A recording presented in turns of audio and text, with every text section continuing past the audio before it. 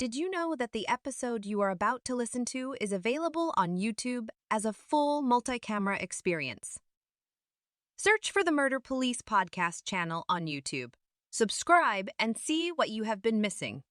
From sources that I've been informed, her body's been moved around through the decomposition states till it finally decomposed down to bone, and they just disregarded the remains in that cut. I've been in that cut 6 times, and it's a public area. You know, it's railroad property, but people go down there. As long as a lot of the people are respectful to go down there. You know, they don't trash the place. They just go down there and look at it. You know, I don't think a body's going to stay in there for 10 years and not be noticed. Where is Linda Price? Part 2 of 2.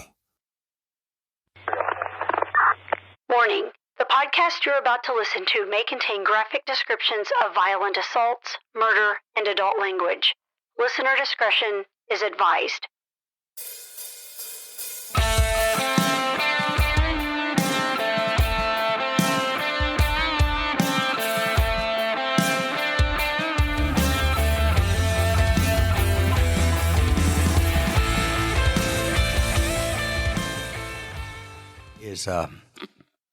It's a mystery, obviously, but if you want to give those theories, whatever you're comfortable with. Of course, we won't name any names or anything like that, but I think the operating theories are good, because I was curious as to if you all could guess where in the community, or if there's a group in the community that would be more likely to have answers, where would that be? And because, again, we're talking about small town stuff, really small town stuff. What did you end up learning? It was after her second oldest brother. He had just got out of prison. He had messaged me and wanted me to come and meet him. So I came and met with him in Perryville, and he explained to me what he had heard in his time in there and what he's heard on the outside. And the theory that he gave me was that she was with a guy, she was staying there with him in McKinney, and her and a woman had took X amount of money. When it came to collect the debt, the woman threw my mom under the bus to clear her name, and she inevitably met her fate to cover for the other woman. Oh, wow. And that's McKinney, another very small town. Perryville's a tiny town next to here, too. Mm-hmm. How far is McKinney from Danville? McKinney from Danville, I would say it's about a 15-minute drive. Gotcha, yeah. Would we call that a mountain and a holler, do you think? Or? I would call it like a valley, sort of. Gotcha. It's got different landscapes, but there's rolling hills, there's plains, things like that. You know, just your average Kentucky landscape. Gotcha. So she was in McKinney staying, and so supposedly money was taken. Another lady said that Linda, your mother, did that, and so that's someone supposedly did something to her because of the taking of the money. That's correct. That's the strongest theory that's been going for the past 4 or 5 years, and many sources have backed that. You know, inside sources, informants I've spoke to, anybody that knew about the case or knew of the people that were involved. That's the one that keeps coming up. Yep. Now, those people, the lady and the person she was staying with, has anyone ever spoken to either of those people or validated that? Any law enforcement or anything? As far as I'm concerned, no one in law enforcement has spoke to him. It's a very tight community down there. Everybody's got tight lips down there. You don't speak. If you're a snitch, you're going to go missing. Wow. You know, very, very tight community down there. Hear no evil, see no evil. So that's what you all have been living with for the past however many years. That's the last known thing that happened to her.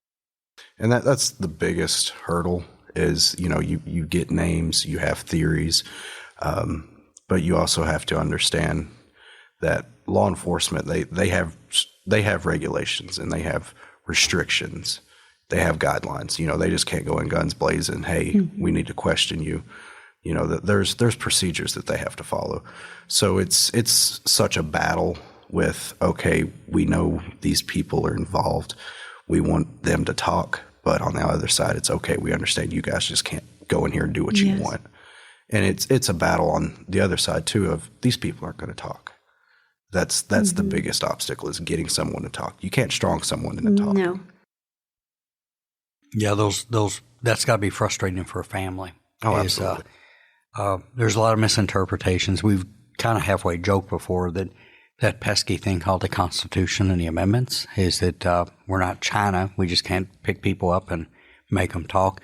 That said, I guess that I agree that those people are clannish and they're tight-lipped and everything, but one of these days, one of them might just get in enough trouble that they don't want to take a ride for somebody else. I think that's what I always rolled the dice and crossed my fingers for, is that everybody's a bad actor until they're staring down real calendar time and being torn away from their family. So maybe that'll loosen those lips up one day too. So we've got McKinney. I guess if we were going to focus, then I'd say that the answers would be somewhere in McKinney or here in Danville or Perryville or Lancaster or Stanford, just the general area again too, right? Had any of those theories that you heard back years ago at the jail, did they match what your oldest son told Chase? Yeah. Because in the jail system, they have their own, their own talking. Yeah, they've got their own. I'm just hoping eventually someone will just somehow just call anonymously and just drop an area. I'll go pick it up myself. No police involved. Just want her remains home. Have you heard any theories about where her remains might be that you would want to share? And again, if we go somewhere you're not comfortable with, don't. But general areas, I don't want to sick a bunch of people on an area looking. Well, they have done a search at the cut. The cut? The cut. A lot of people in the community know that as the cut. It's the old train tunnel in McKinney there off of 501. Okay. From sources that I've been informed, her body's been moved around through the decomposition states till it finally decomposed down to bone, and they just disregarded the remains in that cut. I've been in that cut 6 times, and it's a public area. It's railroad property, but people go down there as long as a lot of the people are respectful to go down there. They don't trash the place. They just go down there and look at it. I don't think a body's going to stay in there for 10 years and not be noticed. Yeah, that doesn't sound too reasonable. But a lot of the theories are surrounding she was in McKinney and didn't leave McKinney. I was given an anonymous tip a few weeks back that her body was supposedly dumped in the PC Park Lake, which is Pulaski County Park Lake, which I'm going to try to get some more credibility for that before I try to get a team out there to search. Because logically, you got to think as well, that river flows, or that park flows into the Cumberland River. There's so many drafts in there. The water's constantly up and down. Amen. Yeah. And and I don't remember the case, the woman's name, but there was a case where her remains were washed 119 miles down the river. And I think it was a quote that either you said or one of the detectives says, the river always gives up. Sure, it does. Yeah, it does. Those bodies of water, at some point, I think it was the Goldie Massey case probably, where they still haven't located all of her, but eventually it gives it up. We've just had, to date this, we've just had some really big flooding. I was mentioning that the Kentucky River's still up, and it'll do one or two things. It'll make it harder or easier when it starts cutting away at banks and things like that. We can always hope on that too, that things get uncovered in that process. What else have you done? And by the way, where you're talking about is if we were looking at who might want to move somebody there, pretty much a straight shot down Highway 27, right? Yeah, it's off of 501. There's a small bridge, and there's 4 roads that break off from it, and you can take one of those roads called Tunnel Road, and you can go down there right along the railroad tracks. And then you just cross over those and you walk through the tunnel. You can get a side-by-side ATV, an off-road vehicle through it. I've been in it 6 times. It's a really unique site. You walk in about, I think it's about 3/4 of a mile long. You walk in about the first quarter, there's a cavern to your left or your right, and it's about 12 feet up, and that's where they used to store coal for the old steam engines. Okay. And you get down further to the end, there's a stream that runs through it, and there's a body of water that slowly declines or gets deeper, and you can't get into that. I've been up to it about mid-chest high, and you can still keep walking. You can about swim in it. But where they've closed it down, they've backfilled it. So there's a lot of rubble at the end of it. Gotcha. Just to keep people from wandering and getting hurt and getting lost, I reckon, too. So have you all ever hired, or Chase, are you doing all the kind of investigating yourself, or have you all hired someone to assist with looking in? We've never hired anyone. And I guess police have not given any theories about what they're thinking or what they've heard. There's been a very stretched communication there with us and the detectives, but there's an understanding. There's more than one person out there that's missing. I understand they have a job, so there's been a not very strong communication with them. There has been a couple of searches conducted by KSP and the detectives. Detective Thornberry, or not Thornberry, Detective Mike Ward. He did a search on top of the tunnel with a dog. He said that he didn't find anything, but at the time that he went out there, they was doing some cleanup there. So KSP and the detectives, they done a couple of searches. The torch was passed down to me from Mary. I'm getting what I can from informants and seeing what's more credible to pursue and what I just don't need to bother with. I'm hoping to get another search down at the end of that tunnel, and get some more credibility to go down to PC Park Lake. Do you think there's still people out there that would be willing to tell you or share what they know? Or do you just think it's beyond that? No one's going to tell if they do know? I think that maybe in time, if there's a certain circumstance that comes along, maybe somebody's on their deathbed and like, hey, I'm about to go, I'll give you what I know. Or maybe somebody will just get tired of sitting on it. Like, you can only stand on hot coals for a long time, for a period of time before it's all right, I'm going to hop off this.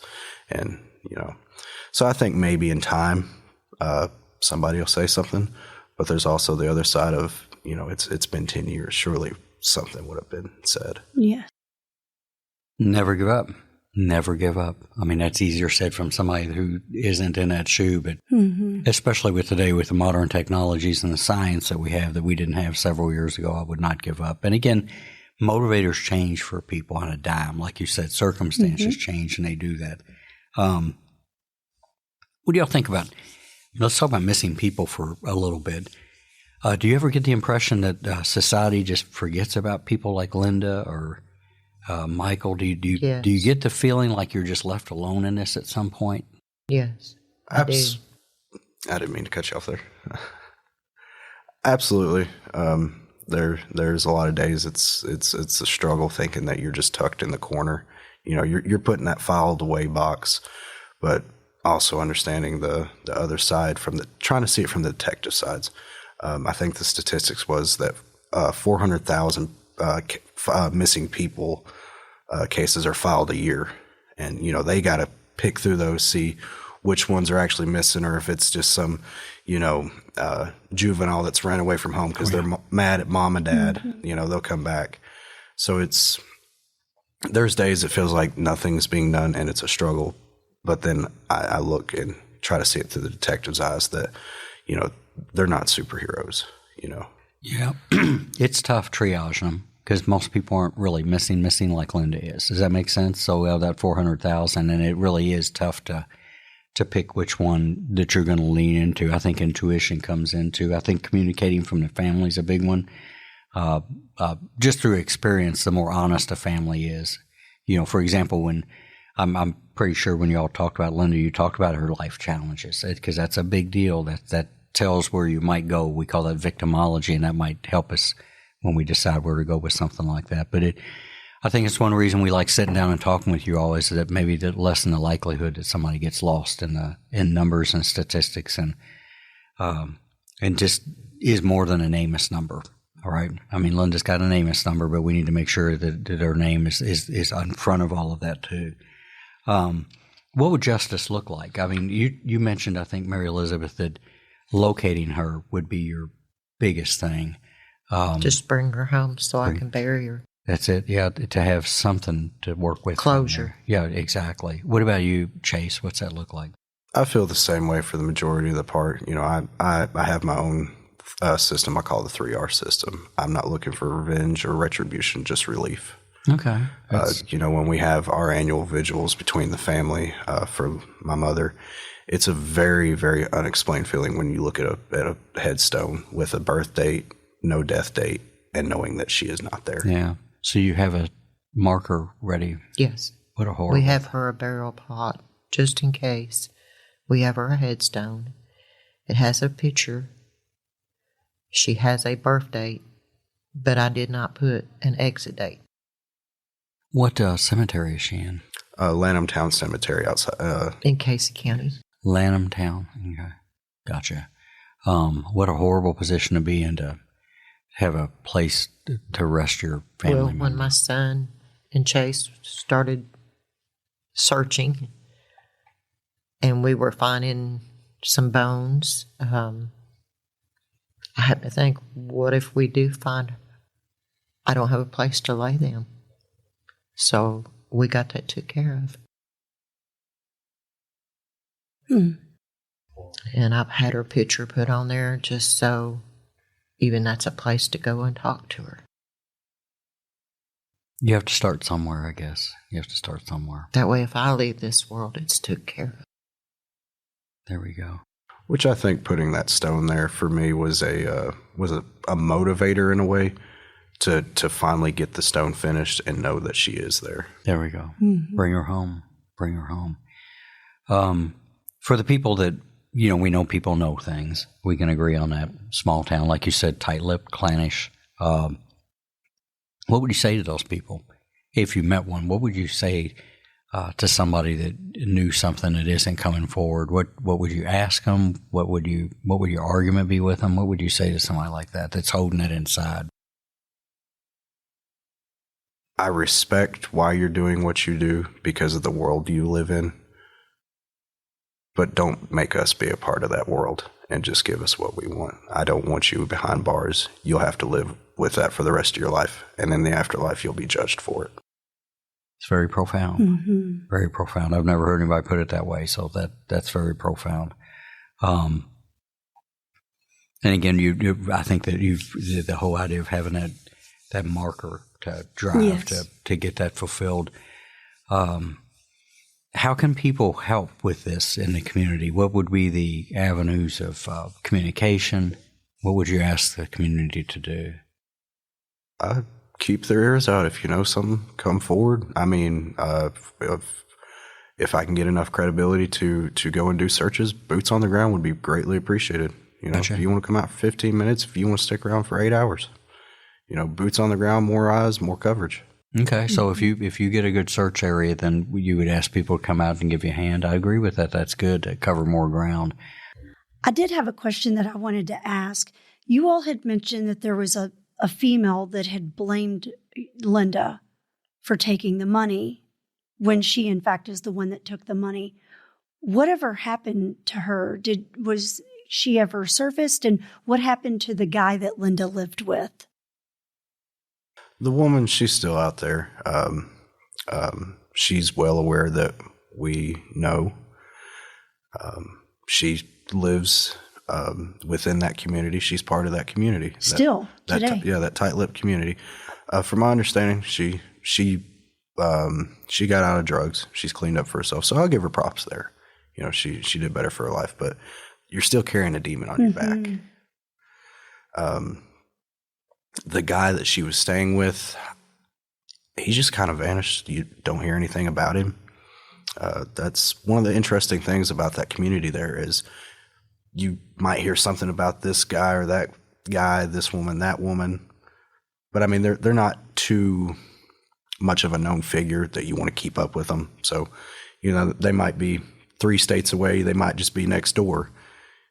So nobody's heard anything about him. So the female's still there, but the male just kind of disappeared. Yeah, he's just under the radar. Nobody's heard anything about him. So my wonder would be is if the lady that's still in that community, does she know where he is? Because I'm guessing they all were in this little circle together. So I'm wondering if she knows where he is. And I'm not expecting you to answer that because I know you can't answer what she knows. But, one would think if you hung out in a circle, you would kind of maybe still keep up with that person. Or maybe if she's clean now, she doesn't want no part of that life anymore. But I agree with you. She still has that demon on her back. And if she did make a wrongful accusation on your mother, for whatever reason she would have made it, I'm just wondering how she herself lives with that today, thinking that maybe that wrongful accusation is why Linda's missing. Maybe it had to do with her making that lie up. Either way, that's 2 people that know that need to come forward either way. And I agree with you. She's carrying that demon on her back still. She's still carrying that demon on her back. Definitely 2 people that would be I don't know about you all, but I often speak for myself on this podcast. My hope to her, whomever she is, I don't want to know her name, don't need to know her name, but she knows her name. And if this podcast reaches her, I guess my question for her would be is how has she lived with this for the past 10 years? Knowing something. I mean, if she's clean, that's great. Like you said, props to her. She got herself straightened out. But at least I would hope that she would give you all, her family, Linda's family, some answers. So she can go on with her life and put that behind her and you all can finally have answers. Well, they have to think, too, if they're a mother, which she is, what if that was your child? Right. Putting yourself in those other shoes is an important part. So my hope would be to this lady, wherever she is, if the podcast makes its way to her, that she would find it within herself to tell something. We're not saying, and I don't think you all are saying, yes, she made up a lie, but she didn't do something. But my wonder would be, does she know something? Why can't she tell? We spoke on a podcast that we did formerly of kind of a similar situation. David, you can talk about it, how when those people know something, even if they didn't do something, there's still a level of guilt with that if they don't tell, even if it's been years later. So Mary Elizabeth and Chase, you all obviously know who this person is, and we're not asking for her name, but is there something you all would like to say to her in the event this does reach her? I would just ask the direct question, where can I find what's left of my mother? I have a very sincere feeling that she knows where. I don't want you charged with anything. I don't want you to spend a day in jail. I just want to know where my mother is, and we'll be out of your hair. Mary Elizabeth? Yeah, just reach out to us. Let us know where she is so we can bring her home. Because if it was your child, you would want to do it. And she could do that anonymously? Yes. Yes. Right? I mean, as long as it's verifiable, like you keep saying, Chase, what do you got that you could run with that has legs? That's what you need, is something that's... And I'm thinking the last time I had talked to Detective Thornberry, he mentioned amnesty. So there you go. Right, exactly. Yeah, something about it depends. They'll, as far as that goes, they'll lean a lot on what you all, the family, think. That's a big wane, especially after 10 years. Right. I think that's what he's talking about there, is what your all's end result is too. So, and there's a big difference between somebody leading you to where Linda's remains are and actually being responsible for her death. Those are really kind of two separate things. Let me ask you this, as we're kind of rounding around the corner now, and we'll do it one at a time, but what would y'all say to Linda if you could speak to her right now? What would you say to her? Start with you, Mary Elizabeth, if you... Tell me where you're at so I can come get you. I can understand that completely. And Chase, what would you say to... Thank you for giving me the gift of life. Just only wish you could have been here to be a part of seeing how my sister and I have grown up. The biggest tragedy in something like this is people can change and they can walk away from lifestyles, but if somebody takes that opportunity away from them, that makes it really evil. Is that I've known too many people who have fought really hard, challenging things with substance abuse and turned their lives around. But if somebody robs us of that's the unfair part of this, I think. Well, thank you all so much for coming and speaking with us. I can't imagine how tough it is to do it. Our hope, again, is that we get answers for you all, or that somebody will come forward and even, like you said, anonymously tell you all something so that you can at least sleep in peace knowing that you have solved this dreaded 10-year nightmare.